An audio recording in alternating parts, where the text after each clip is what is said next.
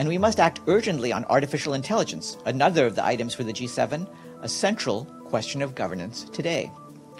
Regarding Gaza, Mr. Guterres said that he welcomed President Biden's recent peace initiative and urged all parties to seize the opportunity for a ceasefire and release of the hostages and prepare the ground for a two-state solution. He added that we must also keep working for peace in Ukraine, a just peace based on the United Nations Charter and international law. We will share his remarks, and he recently delivered remarks at the International Telecommunication Union, which we have shared with you. Ahead of the Group of Seven summit starting tomorrow, the Undersecretary General for Humanitarian Affairs, Martin Griffiths, is appealing to G7 leaders to use their influence to prevent man-made famine. In a statement issued earlier today, he warned that conflict is fueling hunger in too many corners of the world, from Mali to Myanmar. But he said nowhere is the choice between inaction and oblivion so clear as in Gaza and Sudan. In Gaza, half of the population, more than 1 million people, could face death and starvation by the middle of July. In Sudan, at least 5 million people are also teetering on the brink of starvation, including in war-torn parts of Al Jazeera, Darfur, Khartoum, and Kordofan. Mr. Griffith said that waiting for an official declaration of famine before acting would be a death sentence for hundreds of thousands of people and a moral outrage. He called on G7 countries to bring their substantial political leverage and financial resources to bear so that aid organizations can reach all people in need. Turning to the situation in Gaza, UNICEF warns that nearly 3,000 children in southern Gaza have been cut off from treatment for moderate and severe acute malnutrition, putting them at risk of death. The agency is also concerned that malnutrition cases could continue to rise when treatment services are collapsing. Only 2 of 3 stabilization centers that treat seriously malnourished children in Gaza are still functioning.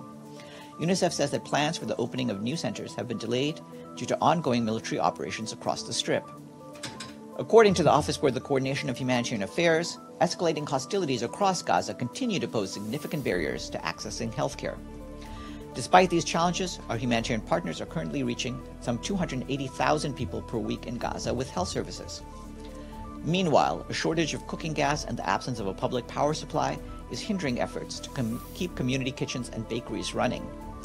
Efforts to distribute food remain constrained by the active fighting, damaged roads, limited number of entry points into Gaza, suboptimal operating hours at crossings and checkpoints, and the limited number of trucks allowed access. Meanwhile, OCHA says that the situation in the West Bank, including East Jerusalem, continues to escalate, amid ongoing violence by Israeli forces and settlers. Since the 7th of October, more than 520 Palestinians, nearly a quarter of them children, have been killed in the West Bank, including East Jerusalem. Almost 3/4 of those fatalities occurred during operations by Israeli forces. During the same period, more than 5,200 Palestinians were injured in those areas. OCHA says that violence against Palestinians by Israeli settlers is also on the rise, with more than 960 such attacks reported in the West Bank, including East Jerusalem, since the 7th of October.